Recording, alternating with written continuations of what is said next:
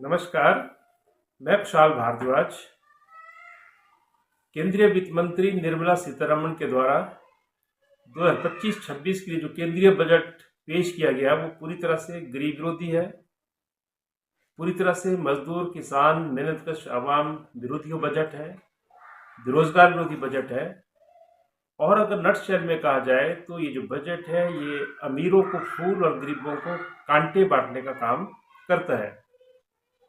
इस बजट में किसानों के लिए एमएसपी का कोई प्रावधान नहीं है, ऋण माफी का कोई प्रावधान नहीं है, मनरेगा बजट में कोई बढ़ोतरी नहीं की गई है और उसके साथ साथ रोजगार सृजन के लिए भी इस बजट में कोई खास प्रावधान नहीं किया गया है।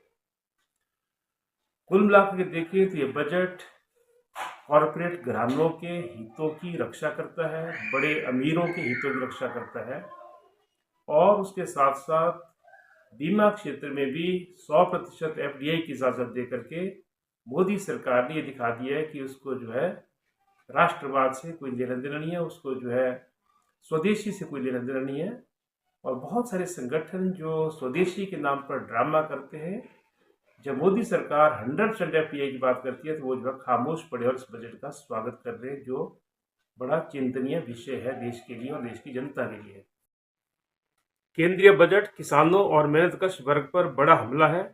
इसमें किसानों के लिए ना कोई एमएसपी है, ना कोई ऋण माफी है। केंद्रीय बजट में उर्वरक सब्सिडी में कमी की गई है। गरीबी बढ़ने के साथ साथ काम की अत्यधिक मांग बढ़ने के बावजूद मनरेगा आवंटन में कोई वृद्धि नहीं की गई है। मेरा मानना यह है कि यह केंद्रीय बजट मोदी सरकार के दिवालियेपन को दर्शाता है और दिखाता है कि अमीरों और कॉर्पोरेट क्षेत्र के हितों की रक्षा के लिए इतना प्रतिबद्ध है कि यह अर्थव्यवस्था में मंदी को दूर करने के लिए कोई वास्तविक नीति भी तैयार नहीं कर पा रहा है। सरकार और उसके वित्त मंत्री को ना तो संकट की भयावहता और ना ही उसका चरित्र दिखाई देता है। कर छूट की सीमा को बढ़ाकर 12 लाख रुपए करके मध्यम वर्ग की मदद करने के दावे पर खूब चर्चा तो हो रही है। व्यक्तिगत आयकर में इन बदलावों से मध्यम वर्ग को मिलने वाला लाभ वास्तव में भारतीयों के वास्तविक रूप से धनी वर्ग, जो भारत की आबादी का 1% से भी कम है, को मिलने वाले लाभों की तुलना में बहुत कम होगा।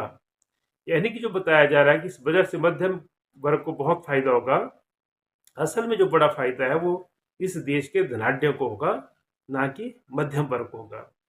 आयकर रियायतों के कारण सरकार को होने वाले 1 लाख करोड़ रुपए के नुकसान का सबसे बड़ा हिस्सा इन्हीं 1% धनवानों को जाएगा, ना कि मध्यम और निम्न मध्यम वर्ग के लोगों को मिलेगा। यह बजट सरकारी व्यय में कटौती और अमीरों को रियायतें देने पर जोर देता है, जिसमें भारत में भारी असमानताएं बढ़ेंगी। अमीरों और बड़े कॉर्पोरेट घरानों पर कर लगाकर संसाधन जुटाने और सार्वजनिक निवेश को बढ़ावा देने के बजाय सरकार ने इसके विपरीत काम करने का विकल्प चुना है। यह निजी निवेश को बढ़ावा देकर यहाँ तक कि सार्वजनिक परिसंपत्तियों और सार्वजनिक व्यय को अपनी सेवा में लगाकर अमीरों द्वारा अधिक से अधिक धन संचय को बढ़ावा देना चाहता है। ऐसे समय में जब भारतीय अर्थव्यवस्था कृषि, उद्योग और सेवाओं सहित सभी क्षेत्र पर कॉर्पोरेट आधिपत्य के खतरे के संदर्भ में गंभीर चुनौतियों का सामना कर रही है, तो केंद्रीय बजट 2025-26 में बीमा क्षेत्र में 100% निजीकरण के ठोस प्रस्ताव सहित बढ़ते विनियमन और उदारीकरण का प्रस्ताव बहुत ही खतरनाक है, जिस बजट में पेश किया गया है। पिछले वर्ष केंद्र सरकार ने बजटीय आंकड़ों की तुलना में राज्यों को दिए जाने वाले हस्तांतरण में 1,12,000 करोड़ रुपए की कटौती की है। इसने केंद्र प्रायोजित योजनाओं के लिए 90,000 करोड़ रुपए और वित्त आयोग तथा राज्यों को दिए जाने वाले अन्य हस्तांतरण में 22,000 करोड़ रुपए की कटौती की है।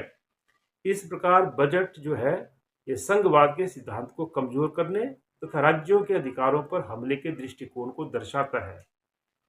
2024-25 में कटौती से पूंजीगत व्यय पर भी असर पड़ेगा, जो बजटीय आंकड़े से लगभग 93,000 करोड़ रुपए कम होगा।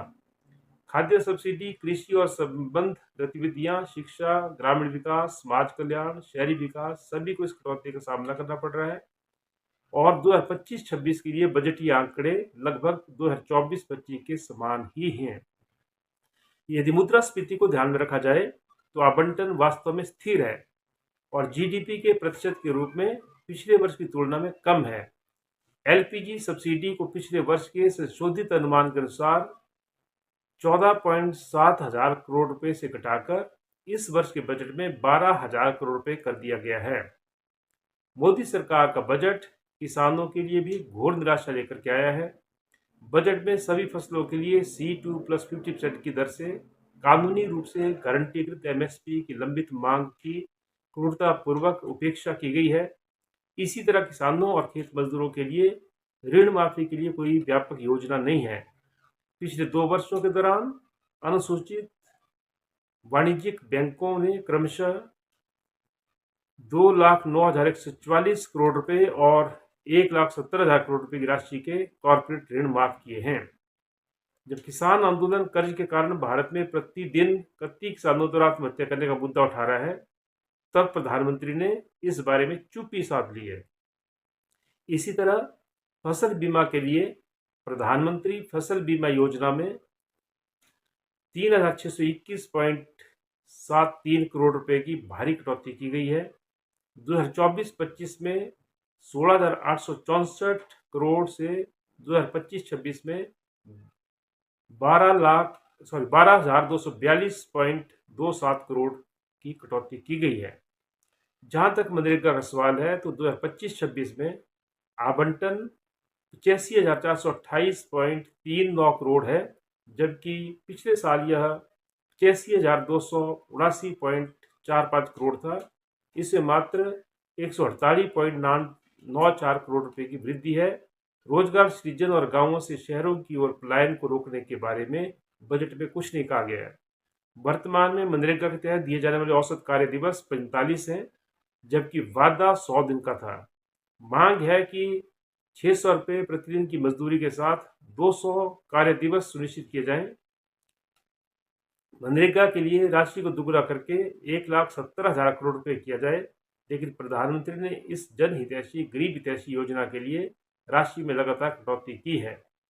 बेरोजगारी की भयंकर मार झेल रहे करोड़ों युवाओं को रोजगार उपलब्ध कराने के लिए केंद्रीय बजट में कोई प्रतिबद्धता व प्रावधान नहीं है। इसलिए हम मांग करते हैं, सीपीआईएम की मंडी जिला कमेटी मांग करती है कि बजट को जो है इस पे संशोधन किया जाए, इसको जो जनहितैषी बनाया जाए, और जो वर्तमान में बजट प्रस्तुत किया गया है जो गरीब विरोधी है, उसके खिलाफ हम जो है पूरे जिला में सड़कों पर उतरेंगे और इसका जो है डटकर विरोध करेंगे।